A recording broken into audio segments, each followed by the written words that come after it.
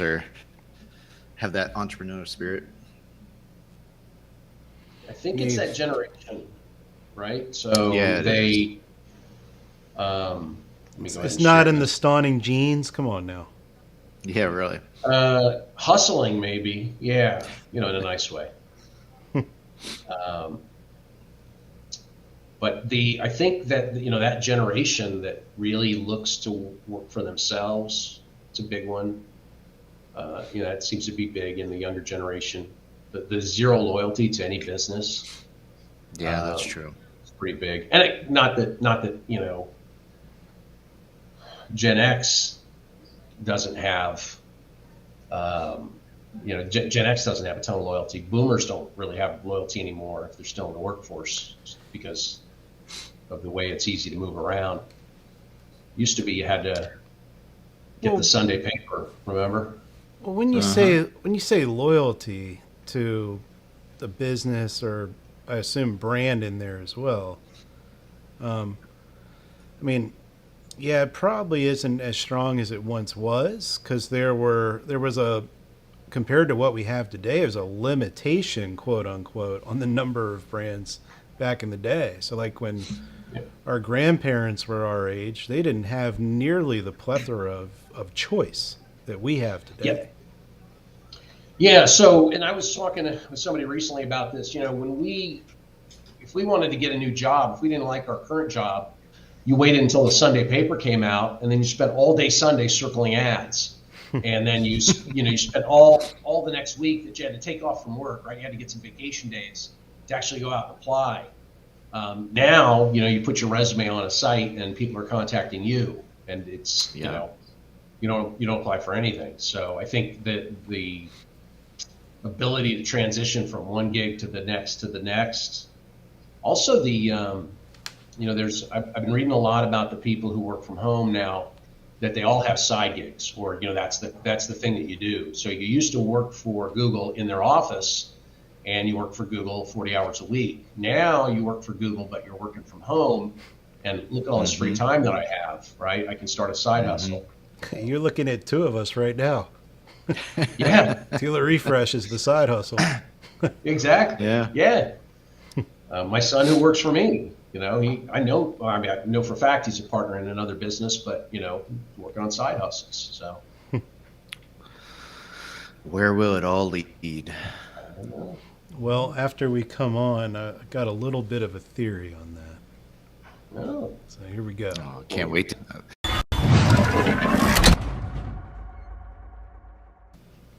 Well, hello Continue everybody. on with that. Continue on with that theory, Alex. I'm All dying to right. hear it.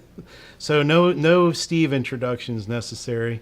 Even though it's been a little while since you were It last has been a on. while.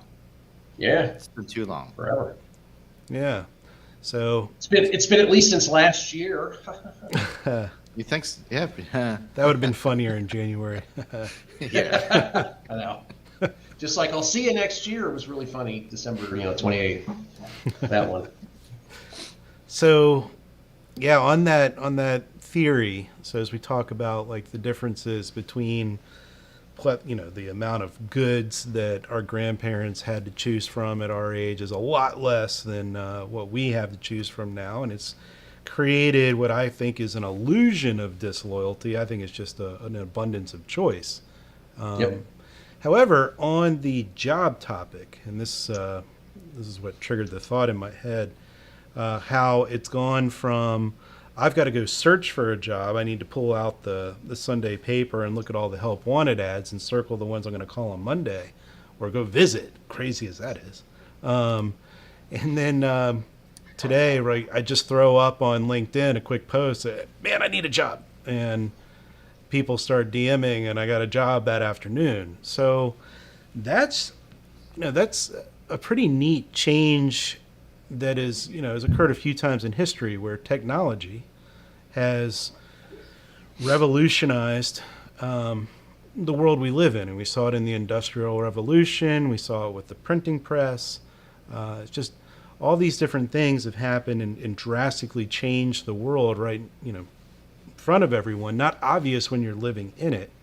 And so much of what's going on right now even beyond what we see in our business lives, but politically and things going on around the planet is, I think we're in one of these giant changes from a technological shift. And this is the old world trying to hold on. I like the old world, Alex. Some parts.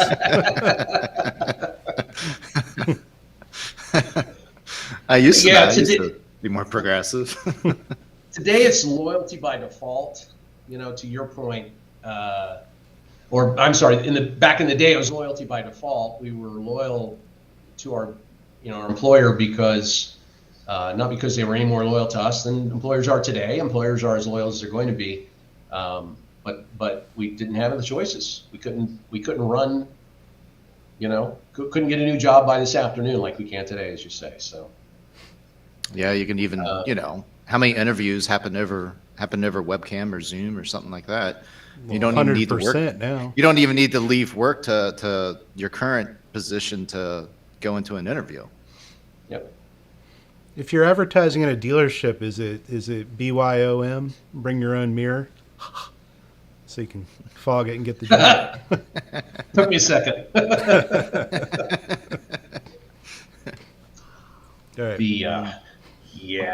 I'm not going to touch that one. I think one of the things that the tight inventory has done for dealers is it's allowed them to sell many more cars with fewer people. And so if we look at the level of professional today, it's much higher than it was in the past. Even though they have more choices, right? I don't have to sell cars. I can do this. Well, right now I'm selling fewer cars than I did before, but I'm making a lot of money, and I used to be one of 25 salespeople. Now I'm one of 15.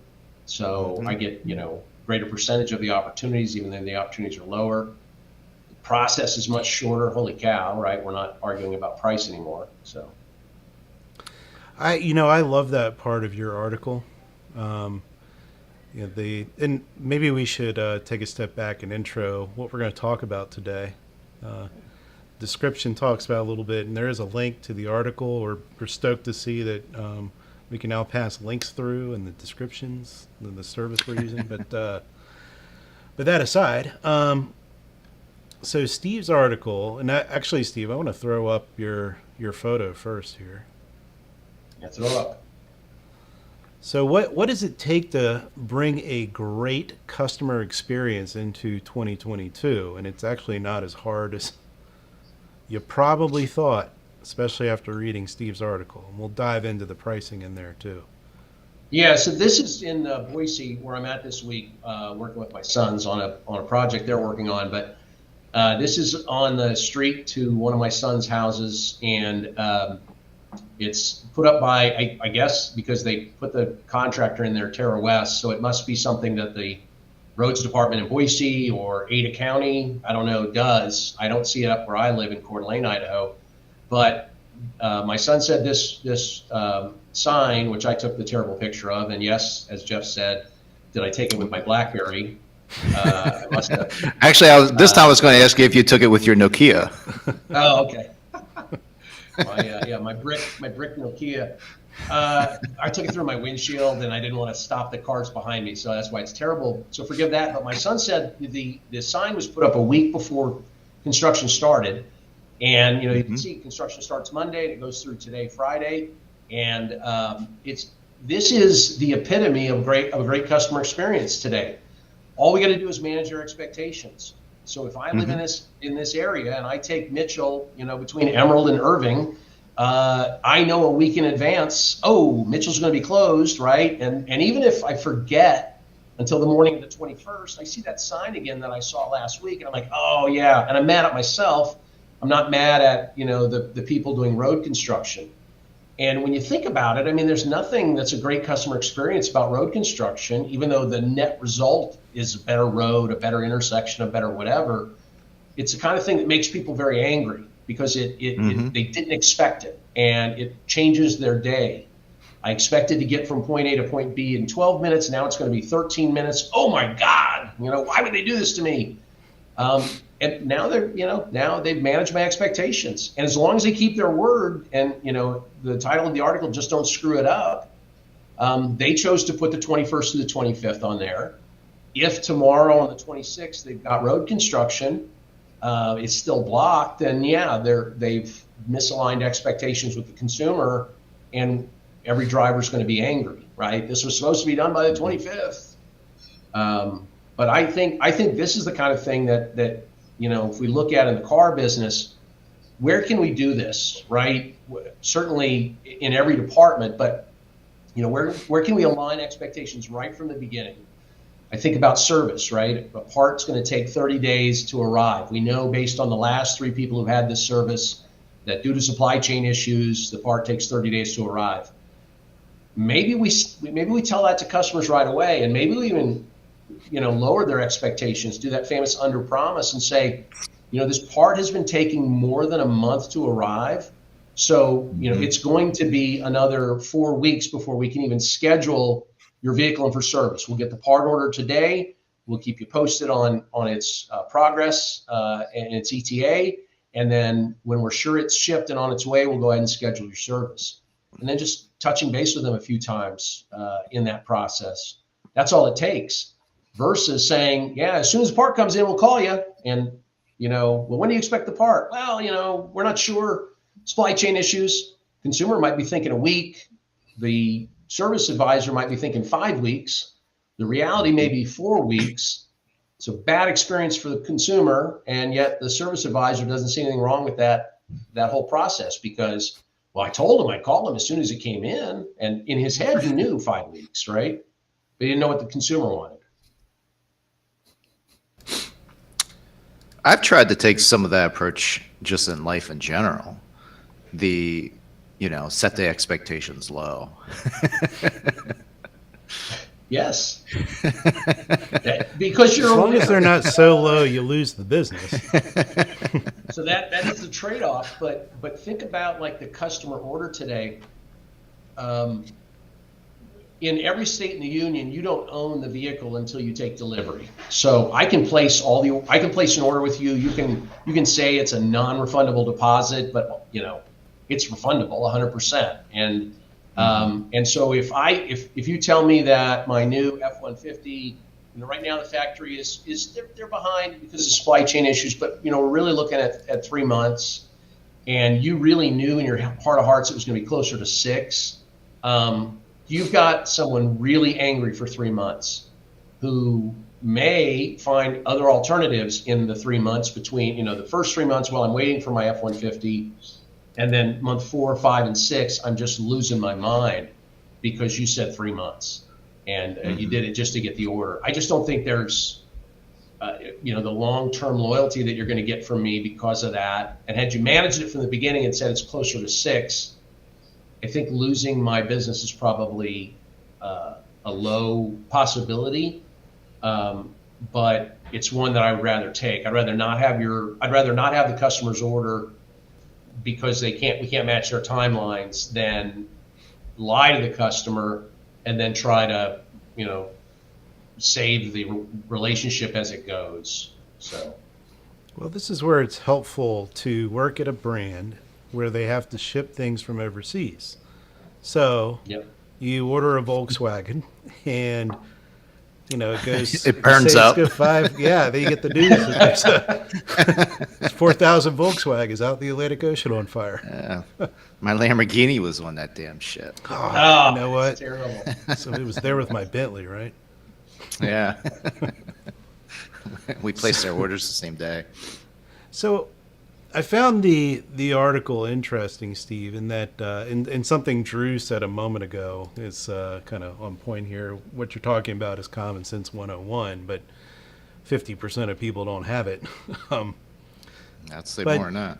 Right. So we think about it, like ever since COVID struck, and that's really the defining moment of what set this market, I assume you're coming from, Steve, is you go into the restaurants and they're understaffed, and if you get waited on, if they get to your drink order in the first 15 minutes of sitting down, wow, okay, this is some of the best service I've had since Yeah. COVID started. And if they actually come back after they bring your food and ask how it is, holy crap, we're going up a notch. You know, she's going to earn the full 5% now.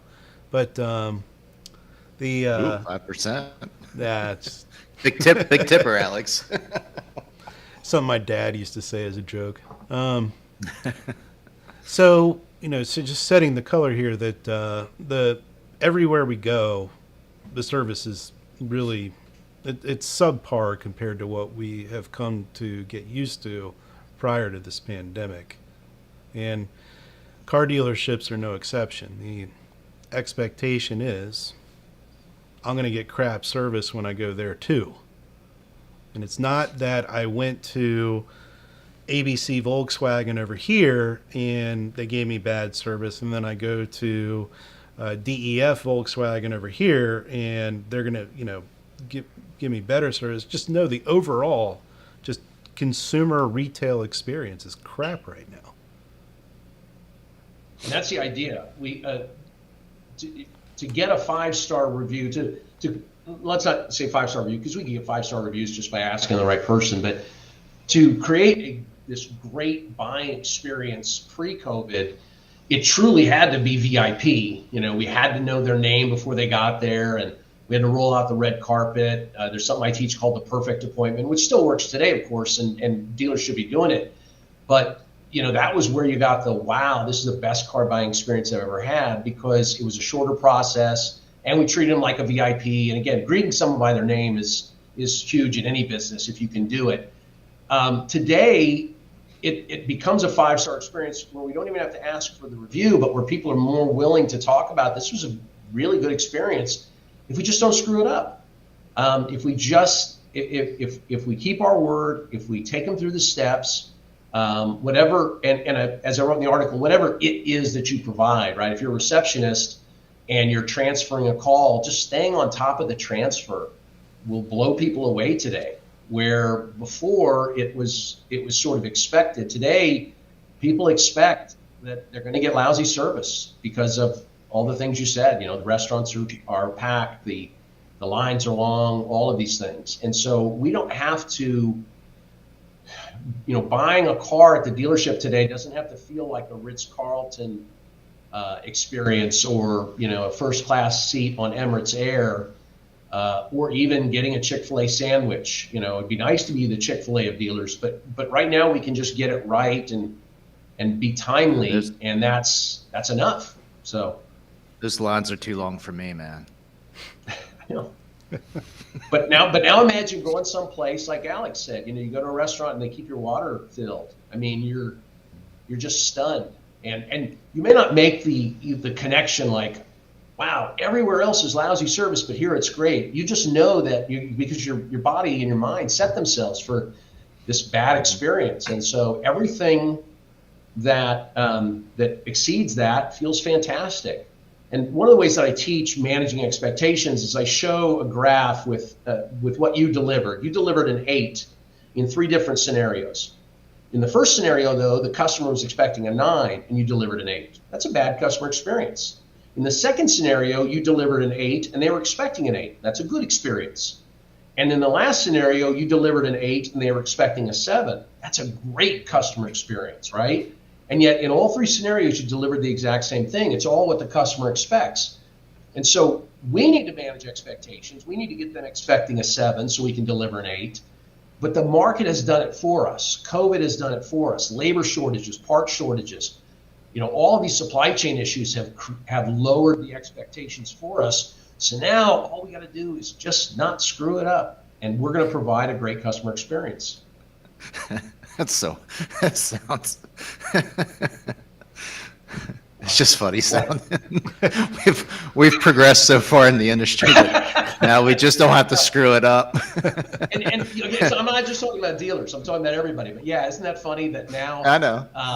And I have to give credit to one of my clients who we were talking about this a couple of months ago, and about customer expectations. And he actually used the words, you know, right now we just don't screw it up and we're going to do great. Yeah. And I stole it from him. So I'm not going to say who he was. Article. It's mine now. It's my quote. Steve Stauning said, just don't screw it up.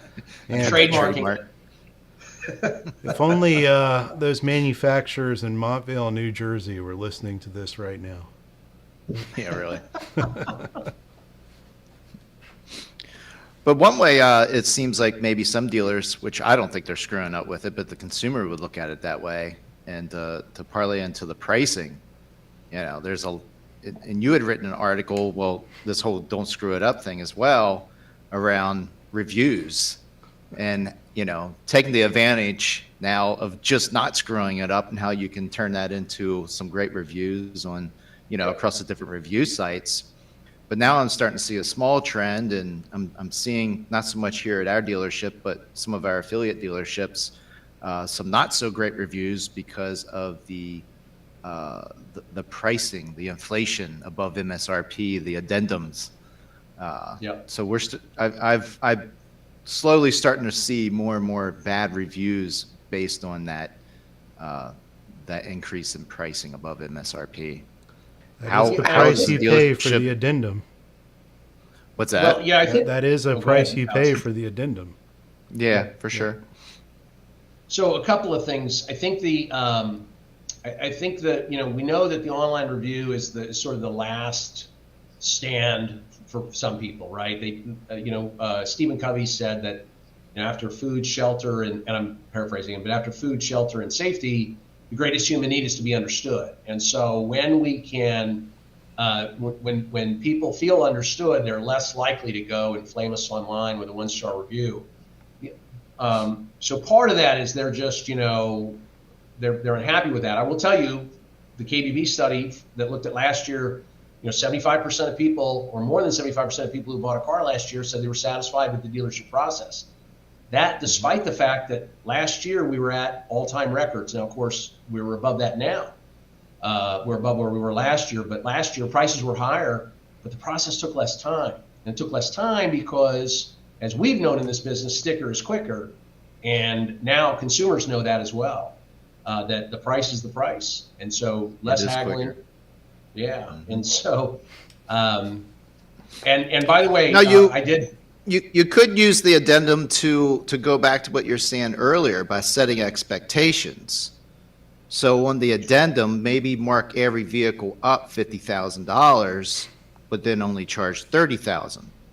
Oh. Now you're thinking like a Mercedes dealer, Jeff. So that's an anchor price, and anchor prices work because they manage expectations. If we can have an anchor price, and you can do it in most markets, but actually some markets you can't have like a, book and retail or whatever, book or retail and then today's price kind of thing. But where you can have an anchor price, that makes, if your anchor price is $25,000 in your head and the vehicle's 30, it's going to feel high. But if the anchor price in your head is 35 and the vehicle's 30, it's going to feel low. It's going to feel like a great deal. But back to the addendum and the higher pricing, and part of that is in that expectation setting. So making sure on the lot, for example, that you defend the addendum right away. And I'm not talking about just a market adjustment, but you can do that as well. But we've got dealers adding, a dealer in Florida adding the Sunshine Package, $2,000 on every vehicle, and so we're charging for Sunshine. No, but they have, they have all the protections on that as well. And on the lot, you make sure that the first thing you point to when you're showing the customer, when you're doing the feature presentation, you point right to the addendum and you say, as you know, Ford builds these vehicles for all over the world, and what works in Alaska doesn't work here in South Florida. That's why we equip every new Ford with our Sunshine Package, and it includes bang, bang, bang, and then I shut up, right? I just give them 3 things that's in there. I don't try to explain or why they need the fabric protection or the paint protection or the window etching or whatever the heck's in there. I just hit 3 things that it includes and I shut up. And usually that's enough. I've got an easier one for you. Oh, go for it. Yeah. So you walk them over to the addendum, and when they say that's too high, you walk them to the next car. And when they say that's too high, you walk them to the next car. And when they say that's too high, you say, "What's the matter, man? They're all at eye level." So, sorry, that actually happened. This actually happened with a guy I used to sell Here, I cars thought you had with. something serious to say. You are, you're really getting into the dad jokes area lately. I know. You gotta watch it. So are you, Steve. Well, yeah, I've been in them a while, but yeah, along those lines, as long as we're working on, overcoming objections, one of the overcoming objections you can use today when you're priced way above sticker is when someone says to you, "I'm not paying MSRP," you say, "Oh, don't worry, you're not going to pay MSRP here." And then you take it inside and show them what you're paying. Sorry. We have gone way off the rails. These stupid jokes. Well, that's actually a good one, though. I appreciate that one. Yeah. Oh, yeah. Well, 80, as you know, the Edmunds study, 82% of vehicles that were bought in January, new vehicles bought in January, 82% were above sticker. So, I did see the Mike Manley, the CEO of AutoNation. I saw him on CNBC when they reported their earnings. And he said that they're not selling that less than 2% of their vehicles are sold above sticker. So I don't know if he's not counting addendums or if they're truly leaving that much money on the table, because the market is clear. Yeah, there's a lot of dealerships that I know of that are leaving a lot of money on the table. And you go back and forth with it because, and we haven't really let money on the table here at the dealership, but if it's a local customer versus someone that's, first off, we try to take care of our local customers because of the lack of inventory. But every now and then we'll get something in that's just a hot vehicle and we can make just stupid money off of it right now, such as like a G-Class or an S-Class Maybach. I mean, I'm talking just dumb money. But you would think people would be bitching about it. They're not. They're not bitching. They're just buying. Somebody brought up on LinkedIn, dealers shouldn't be gouging, or what dealers are doing now is price gouging. Yes. It's actually not. They're misinterpreting what gouging is. Certainly, dealers didn't create supply chain issues. The supply chain issues are there. It's Econ 101, right? Economics 101. Supply and demand. Supply is low, demand is high, or demand is higher than supply. Price goes up. Were we accusing consumers of gouging when, every vehicle was $15,000 below MSRP with all the rebates and dealer incentives and dealer cash and all that? Exactly. And the other piece, and I don't know if it's happening with Mercedes, but, dealers aren't getting any trunk money on vehicles today. And so it's not just that the rebates are gone, but, a dealer used to be able to sell, and they'd be able to sell a vehicle for $3,000, quote, below invoice and still make money on it. Well, there's none of that now. And so they've got to be above MSRP in some cases, but also, you need to make your money. And I'm not going to, I've got clients who are at MSRP and no higher. And I've got clients that are above MSRP. And each one needs to make their own decision based on their market, based on their brand, based on the availability of those models. If everybody's got one, you probably can't be above MSRP. But if it's a G-Class that you're selling, for you guys, you're selling a G-Class to somebody in Denver, it'd be nuts to sell it at MSRP. Because he's probably the guy that buys it in Denver is probably going to flip it for 20 grand above. Well, yeah, 20. How about like 60 to 80? Yeah.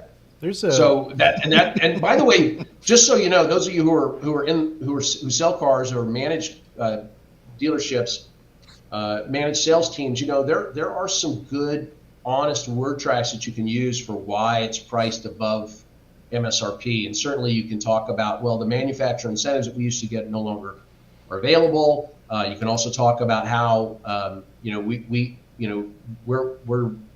not going to sell it for MSRP because this is a vehicle that other dealers and brokers will buy and then raise the price $20,000 or $30,000 and then sell it in their market, or raise it $60,000 and sell it, and that's creating other issues. That's a good point. There's a way that we can explain a lot of that. People appreciate honesty, so.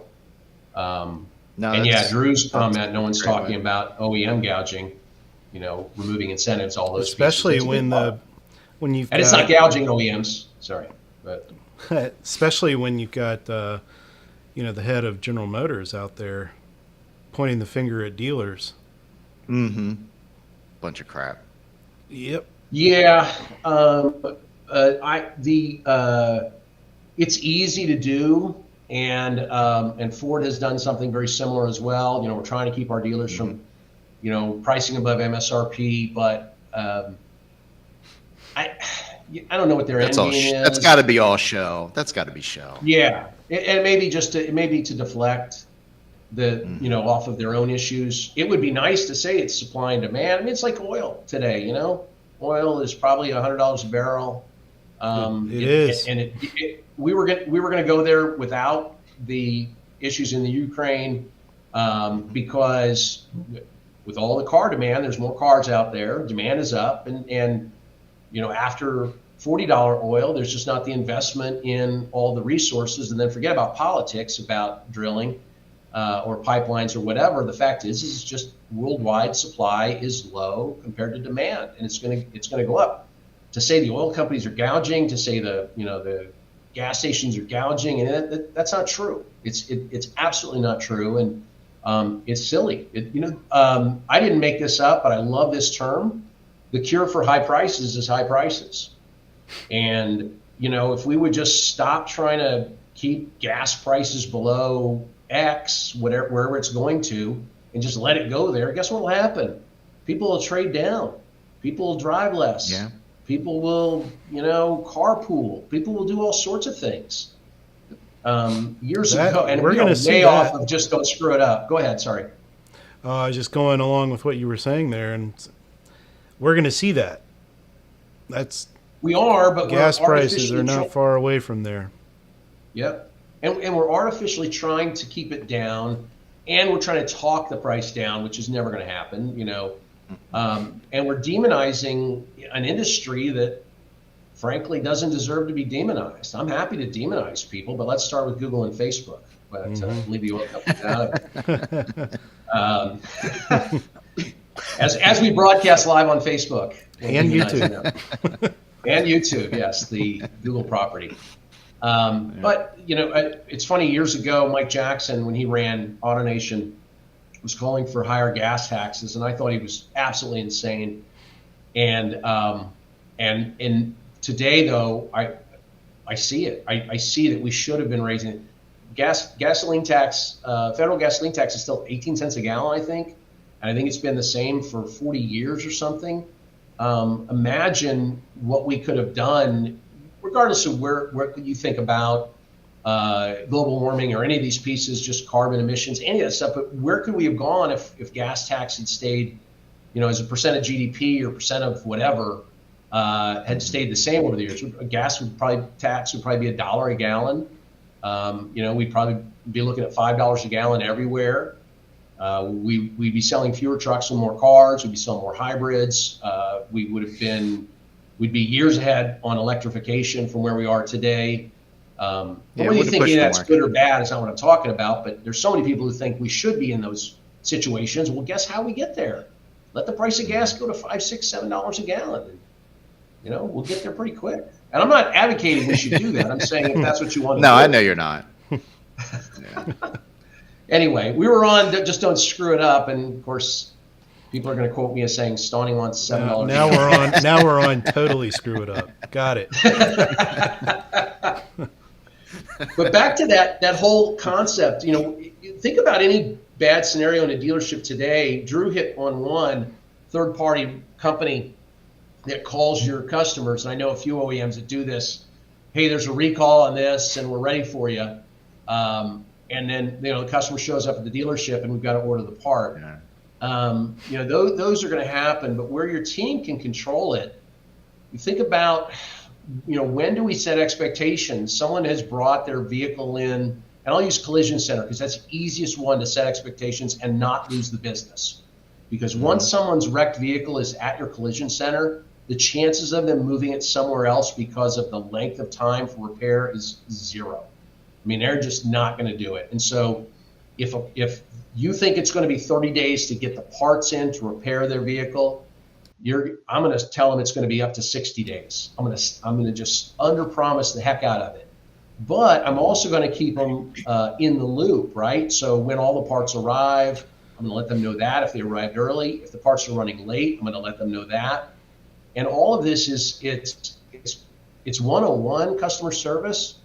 But the great news is that because of all the issues with labor and other shortages, it's now a great experience. It's not just a good experience. Now it's a great, gosh, you said you were going to deliver an 8 and you delivered an 8. Holy cow, you guys are king.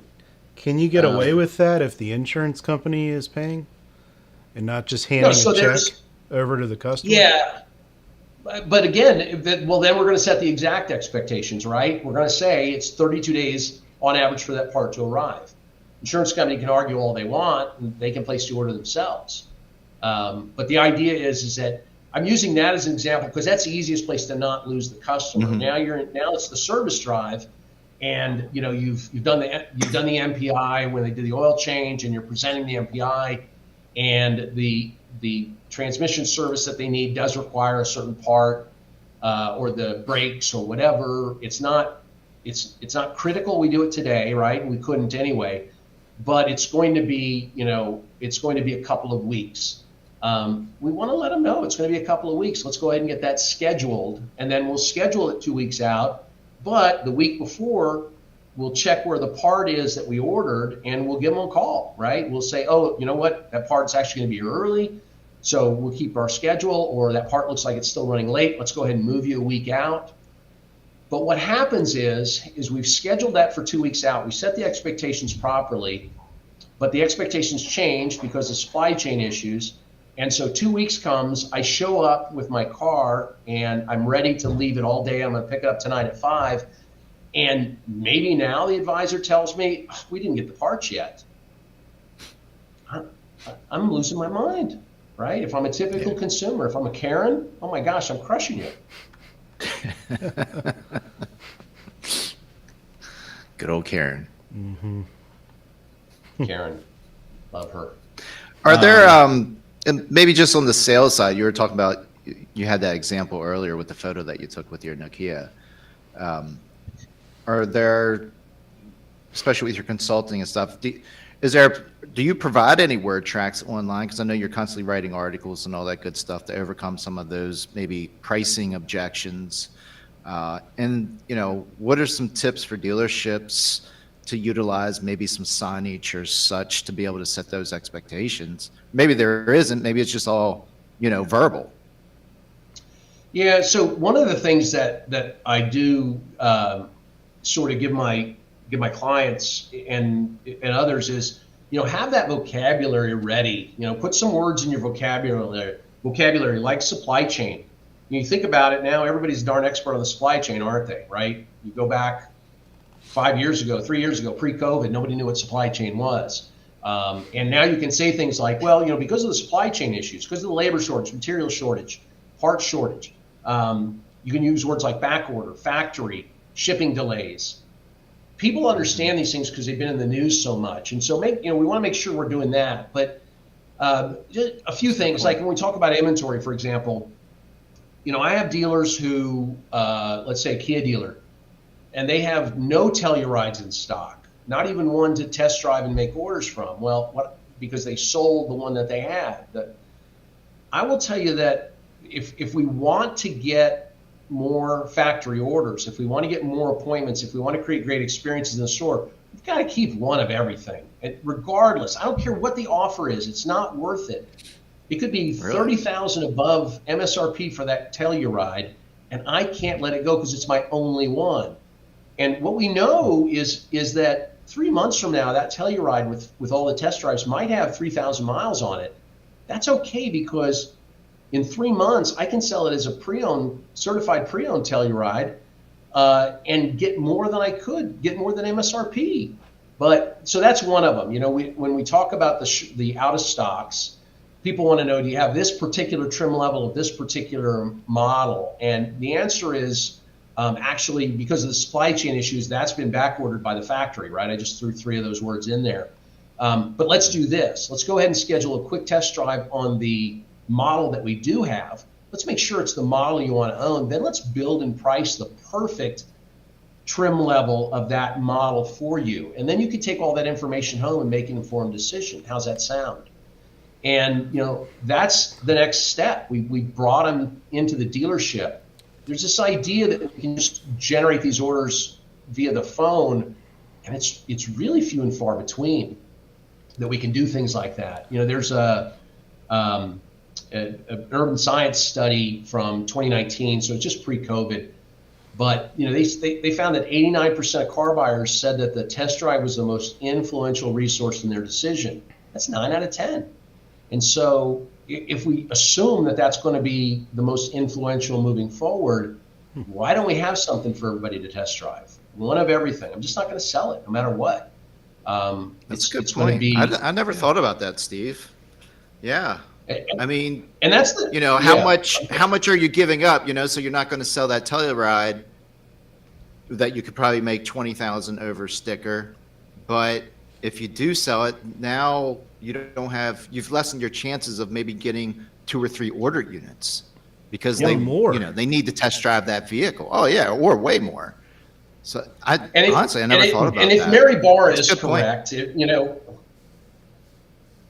Mary Barr is correct, every General Motors CEO has said we're going to get off the crack, right? We're gonna stop jamming inventory down dealers' throats down there on their lots until one of them starts doing it. That's it. So everyone and then the has lemmings said it. will be lemmings as always. Yes. Now, both she and Farley, who I think I think both of them are terrific CEOs, and I think Farley's probably the best Ford CEO in my memory, anyway. Done some amazing things with Ford, but both of them has said, we're going to go to this sort of order mentality, and if those things are going to come to pass, we're going to have one of everything for people to test drive. Mm-hmm. And that's going to have to become the norm. It's just the European model at that point. Yes, exactly. And those guys wouldn't sell their only Peugeot whatever, right? They have to have one. You can't get the orders without the one. And so it's a little silly to me that I know any dealers that don't have one of everything. Even if it's your only one, you got to have one of everything. I love that, and I hope that there's a way that dealers can pull that off. You gave me a thought when you're running us through it as to when the customer is actually doing the order. So you're sitting at the desk or you're doing it over the phone, and I wonder, because we all know the manufacturers are building the most profitable models right now. They're the base models aren't happening. So if that's the case, can you, as you're taking an order from a customer, say, oh, you don't want the sunroof? That might add about 4 months onto your wait. You should probably get it. I think you do, but realize this, if it's chip related, they're less likely to build it if it has more chips. It's the opposite. Okay, Yeah, but certainly sunroof, that's a perfect example that's probably not the chip that runs that is probably not as smart as the one that runs the heated seats, that GM is leaving out right now. Oh, speaking of heated seats, and you heard about the subscription for turning features on that your car already physically has, like heated seats?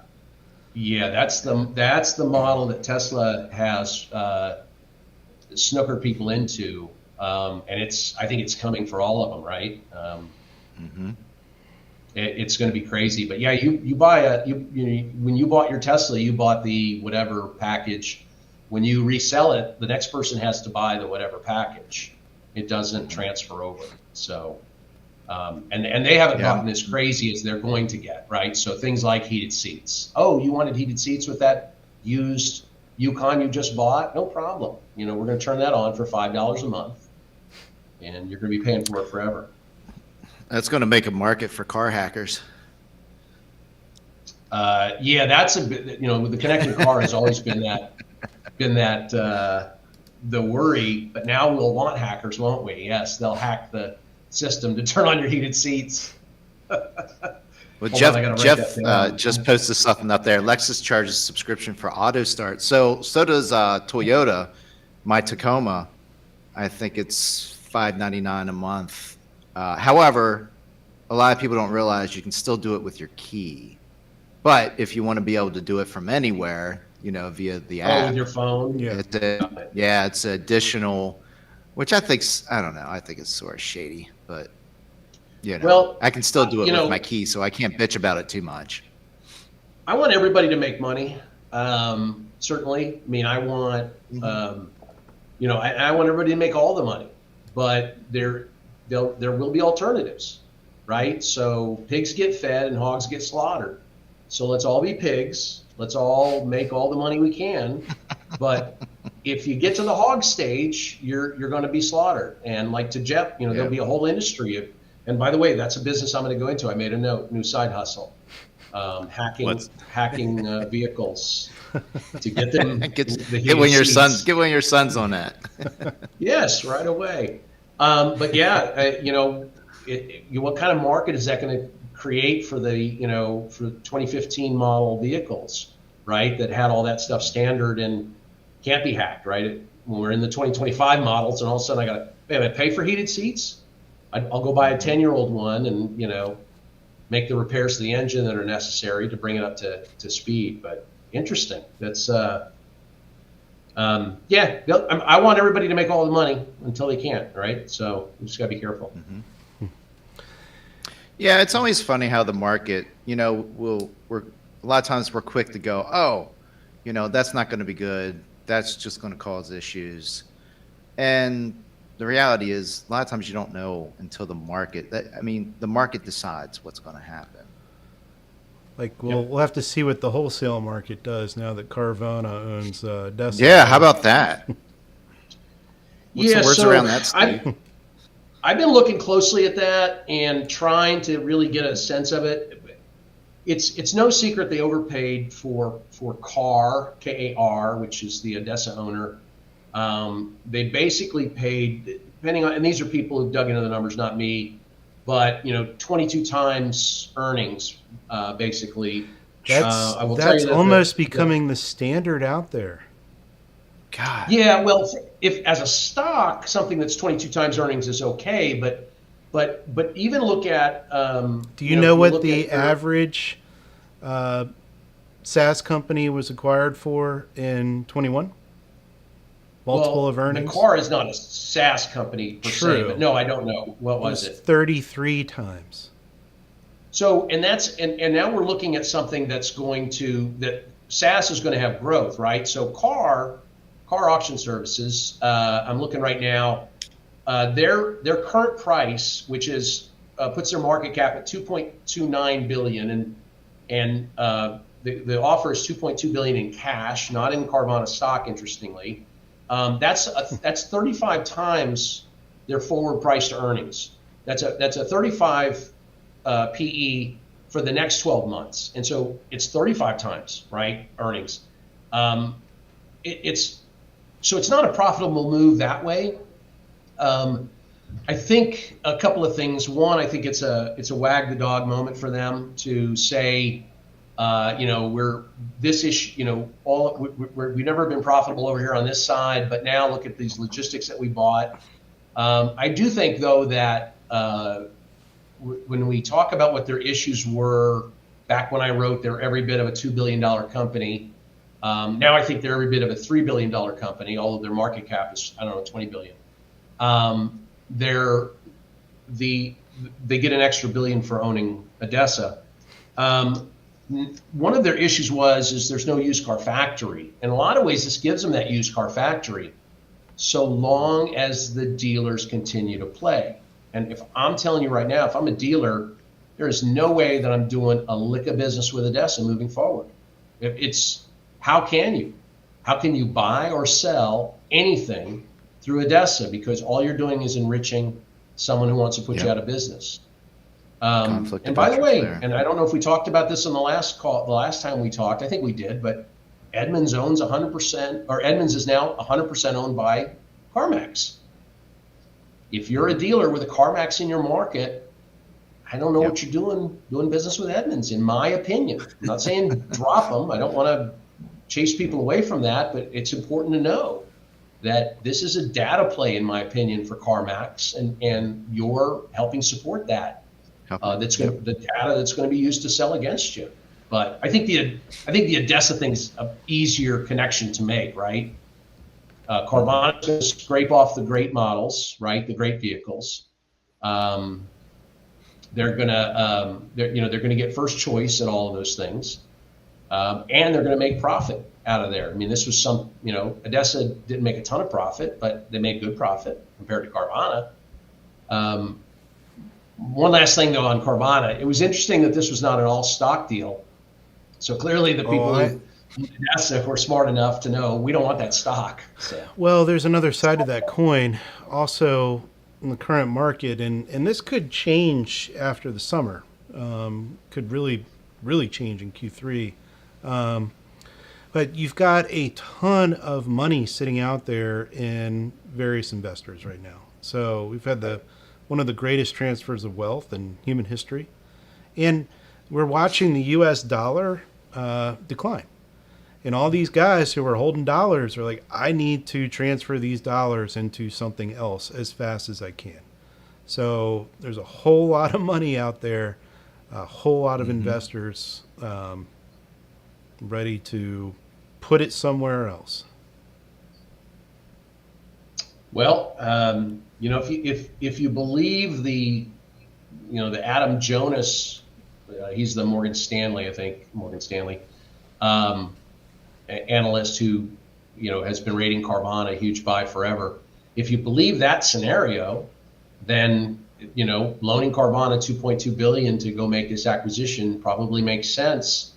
My worry for anybody who's holding stock in any unprofitable business that's growing, you're buying the growth, is that eventually when the growth starts to moderate or competition becomes smarter or better or whatever, that then you start to look at real PEs, real price to earnings ratios, and that's when I think Carvana's worth $3 billion. So there's all these people that Carvana's going to go bankrupt, they're going to do all these things. I don't think they're going to go bankrupt, but I do think there's going to be a point where they earn the same price to earnings that CarMax does, because that's what they should get, the same PE as CarMax. And when they're at that price to earnings ratio, and they're making money on cars, which right now I think last quarter they lost $10,000 per vehicle retailed. So think about that, in the greatest used car market ever, where dealers are making more money on used cars than they ever did, Carvana managed to lose $10,000 per vehicle. I don't know. But when they stop losing, when they stop losing money, that's when the market goes, oh, okay, now let's give them a real valuation, and the stock comes way down. I don't know. I've made money on Carvana stock going up. I've made money on it going down, and I've lost money on it going down. I've tried to short it at times when the market was insane and wanted to push it up higher. But we'll see. They've lost they were 69 billion market cap at one point last year, and they were 19 billion the other day. I think today they're probably above 20 billion, but that's a little bit of a drop, right? If you bought at the top, when they were $300 a share. Just a little bit. I don't know. What do you guys think about dealers doing business at ADESA? Does it make sense moving forward? I mean, there are other options out there. I wouldn't want to fund my competition. No. No, exactly. It just doesn't make much sense to me. There are times when a good competitor in the ocean, raises the tide, and we all come together. This is not one of those times. Yeah, and one other thing that I think where this benefits Carvana is reconditioning. They're selling 120,000 vehicles per quarter. They didn't quite do that last quarter, but let's say moving forward, they're retailing 120,000 vehicles per quarter. That's a lot of vehicles to recon, and the drive time facilities that they were using that the father of the CEO owns drive time. The father of the Carvana CEO is the drive time CEO. I think they had to have better reconditioning facilities or more, and certainly the ADESA gives them that. But reconning what? I don't think traditional dealers are going to put a lot of vehicles through there. So we'll see. No. I hope, I mean, sometimes the dealer body does things that I don't comprehend, just on the, not looking too far ahead into the future sort of stuff. And then Well, other we're times always guilty of that. they get together and we do great things. We'll see. Indeed. Well, Jeff just said Odessa, 78% of U.S. population is within 100 miles of recon centers. Yeah, I mean, that's a big one. That's, again, though, it's not, I mean, they way overpaid for it, probably had to, paid cash, so now they're taking on more debt. Somebody put together some numbers and said now they're $9 billion in debt with this acquisition. That's a lot of debt to have for someone who's not ever turned a profit. What's the debt service on that, by the way? I mean, on $9 billion, is it $1 billion a year in interest? I don't know. I mean, we're talking real numbers now. right. I mean, that's not your consumer rate you're usually getting on that debt. Right. Yes. It's Exactly. a bit higher. Yeah, it could be. Wow. I don't know. We'll see. We will see. I certainly don't want to put any of Go ahead. my dollars into them. No. Before we finish up, I asked you earlier, I don't think you touched on it, but your website, your blog, where you write all your articles, go ahead and mention that. But I'd also asked if you had any word tracks published, or is that something that someone would have to hire the Steve Stauning consulting for? So yeah, I for the one of the things I do for my clients, I have a number of regular clients that we have monthly calls, and I'm on call for them throughout the month. Is that I continually update my word tracks, and then as the situation changes. So we have word tracks for where we don't have a unit but we can order it, or we only have one unit, let's schedule a test drive and then order it. So that was the word track I sort of went through with you. When it makes sense, I add them to one of my websites. So stevestauning.com is where there's 100% free video training. And then askthemanager.com is my basically leadership and automotive blog. Sometimes I just do some stuff that just is cathartic for me, just blow off stuff, like I said earlier, after all those, important things, the greatest human needs to be understood. And so sometimes I can get stuff off my chest just by writing a stinking blog about it, Well, Or a Steve, book. you can always give me a phone call. Or a book. I'm working on a new book. So. Or another one. Yeah, I'm So, actually working on a couple books shit right sandwich now. too? But no, not a fun book. So Ridiculously Simple Sales Management, which was the latest book that I released, is actually doing really well. Amazon doesn't give you credit when you get multiple orders from one person, but so it doesn't look great on the Amazon charts. But I get orders all the time for through Amazon for 10 units, 7 units, whatever. So people are, someone's reading it and then buying it for their whole team, which is really good. So based on That's encouraging. the new training that I'm doing for a lot of dealers on the just don't screw it up stuff, I think I'm going to write Ridiculously Simple Customer Experience, and along the same lines, short book like Ridiculously Simple Sales Management, but really where it truly is ridiculously simple. It's common sense stuff that's just, if you just do these things, you'll provide this, this Chick-fil-A experience. So anyway, so that's Everyone the one needs I'm to be working on. reminded of the 101, the simple shit from time to time. That's for sure. Yeah, and I'm also, and I was already working on Ridiculously Simple Leadership, which is basically ridiculously simple sales management for anybody, a manager or CEO, whatever. You don't have to be in the sales side of the business. But I'm putting that on hold because I want to do this customer experience one first. So that's what I'm working on. Cool. I Notice, Let I me think know- this let is us the know first when you show where publish I it. haven't held up a book, by the way. Oh, that's It's the true. first show where I I've haven't actually I got know. yours. filled. Yeah, on that part of the bookshelf right there. So Yeah, exactly. Nothing. I've got all yours sitting over there. Yeah. So. but well, Steve, thank it's you, definitely always a Steve. pleasure. It was great catching up with you. Always my pleasure, guys. Anytime. Yeah, we'll got it. definitely have you on again before next year. Yeah. Ooh, look at that, tempting. All right. See everyone later. All right, guys.